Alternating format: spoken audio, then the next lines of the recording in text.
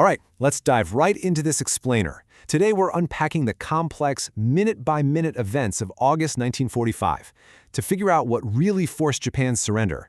When you dig into these newly analyzed archives, a totally surprising picture emerges, one that completely changes the history we thought we knew. We're going to reconstruct a timeline of unprecedented destruction, intense geopolitical maneuvering, and those split-second, last-minute decisions that literally changed the world forever. Consider the perspective of historian Tsuyoshi Hasegawa. He spent 10 years scouring international archives, and his conclusion flips the traditional narrative totally on its head. He argues that viewing the atomic bomb as this standalone, justified savior is, well, a historical myth.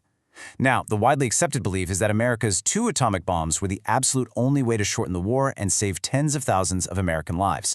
But to understand why Hasegawa challenges this, we really have to look at what was actually happening on the ground and inside those war rooms. To get inside America's mindset at the time, we have to talk about Ketsugo. This was Japan's horrifying total war strategy. After enduring months of devastating saturation bombing that reduced over 60 Japanese cities to ashes, Japan's military leaders weren't backing down. Not at all. Instead, they planned to turn every single soldier and civilian into a kamikaze. Their goal wasn't necessarily to win outright, but to inflict such massive, unthinkable casualties on any invading American force that the U.S. would just break down and offer better peace terms. Because of this, U.S. leaders were absolutely terrified of the bloodbath a land invasion would bring. But here's the thing, and it's a crucial point that historian Barton Bernstein makes. The U.S. actually had a third option. For years, we were all told the stark choice was either drop the bomb or face a brutal land invasion. But there was another path on the table, invading alongside the Soviet Union. You see, since 1943, America had been trying to persuade Russia to tear up its neutrality pact with Japan and attack from the West. A two-front attack would force Japan to spread its troops razor-thin, speeding up the end of the war and drastically reducing American casualties. By July 1945, the Potsdam Conference had turned into a massive geopolitical chess match. President Truman gets word that the atomic bomb test was a massive success, and that completely shifts his strategy. Suddenly, the U.S. realizes it needs to end the war quickly, not just to defeat Japan, but to do it before Stalin can enter the war and snap up vast territories in Asia, exactly like the Soviets had already done in Eastern Europe. Meanwhile, Japan's leadership is holding on for dear life, with one absolute, non-negotiable priority: preserving their emperor system at all costs. Okay, let's fast forward to the morning of August 9th. At 2:49 a.m., the B-29 superfortress named Boxcar takes off from Tinian Air Base, carrying Fat Man, America's second atomic bomb. But this mission is just plagued with problems from the very start. A fuel tank issue severely restricts the plane's range. When they reach the rendezvous point, they end up circling for 40 minutes waiting for an observation plane called the Big Stink, just burning precious fuel every single second. Finally, Major Sweeney decides they simply can't wait any longer and pushes ahead. Meanwhile, down on the ground, innocent civilians are just going about their morning routines, entirely unaware of the horror circling above them. 18-year-old Sumiteru Taniguchi is out delivering letters. When a solitary plane flies over, it's tragically dismissed. Because it's flying alone, everyone assumes it's just a reconnaissance or weather plane. The air raid warning is lifted, and civilians like Sumiteru don't seek shelter. This innocent case of mistaken identity sets the stage for an unimaginable tragedy. What's really startling is that Nagasaki wasn't even the primary target that day. Boxcar initially arrived over the city of Kokura, but the clear skies reported just an hour earlier had totally vanished. Thick clouds completely obscured the visual target. They made 3 agonizing runs over the city, but they just couldn't see it. By 10:30 a.m., Commander Ashworth and Pilot Sweeney had burned 45 minutes of fuel over Kokura and had to make a critical, split-second pivot to their secondary target. With fuel running dangerously low, now down to just 1,500 gallons, Boxcar races toward Nagasaki. This is barely enough fuel to drop the bomb and safely make it back to base, but only if they lighten their load. The situation is so desperate that Commander Ashworth authorizes a radar-guided drop if necessary. The orders are absolutely clear. Whether by radar or visual, they literally have to drop the weapon just to survive the flight back. Right at that exact same time, a massive geopolitical earthquake happens. A staggering 1.5 million Soviet troops come pouring across the Manchurian border. This immense force completely overwhelms Japan's thinly spread military. Within hours, the Japanese army abandons Manchuria's capital. The two-front war Japan so desperately wanted to avoid has suddenly become a terrifying reality. The Soviet invasion instantly crushes the plans of both factions within Japan's ruling Big Six, who were deadlocked in an emergency meeting.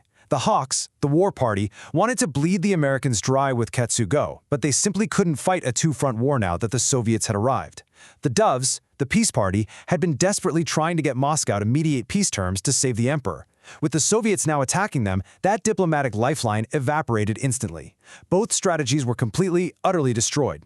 When you map out the timeline, it reveals a profound, chilling disconnect between the skies and the war room. At 10:56 a.m., Boxcar arrives over Nagasaki. At the exact moment Japan's leaders are hopelessly deadlocked in their underground bunker in Tokyo, screaming over surrender terms, the bomb bay doors open. At 11:02 a.m., Fat Man is dropped. 30 minutes later, the news reaches the bunker. The timing is just chilling. The physical impact is almost beyond comprehension. Fat Man detonates with a force of 22 kilotons of TNT, generating heat of over 4,000 degrees Celsius. The blast whips up winds of 1,000 kilometers an hour that literally scour the city.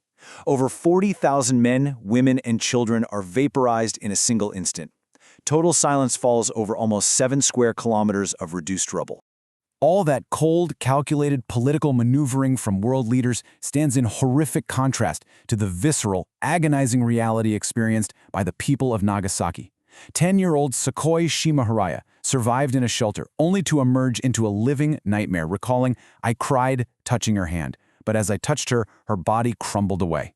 The human cost of these strategic geopolitical decisions was absolute, unimaginable devastation. So here's the crucial takeaway from the newly studied Japanese archives, and honestly, it's startling. The Nagasaki bomb did not break the political deadlock. You'd think the news of a second atomic bomb would instantly force a surrender, but actually, it didn't change the dynamics in that bunker at all. The Hawks and Doves continued to fiercely disagree on the surrender terms, and remarkably, the meeting simply adjourned without any decision being made. So, if the bomb didn't end the deadlock, what did? Historians argue is actually the looming Soviet threat that ultimately terrified the peace party into action. The Red Army was rapidly approaching the Japanese mainland. Japanese leaders realized that communism and their sacred emperorship were totally incompatible. If the revolutionary Soviets took over, the emperor system would be destroyed forever. They calculated that the pragmatic Americans were their absolute only chance to preserve their imperial dynasty. This absolute terror of a Soviet takeover triggers something totally unprecedented. Traditionally, the emperor always sided with his military, but on August 14th, Emperor Hirohito steps in, directly defying the wishes of his own war party. He recognizes that continuing the war with the Soviets advancing is just too dangerous for the imperial house. He breaks tradition and officially forces Japan to accept America's demand for unconditional surrender. When you step back and look at all this evidence, historian Barton Bernstein draws a pretty sobering conclusion. Archival evidence strongly suggests this second atomic bomb was a tragic and entirely futile act.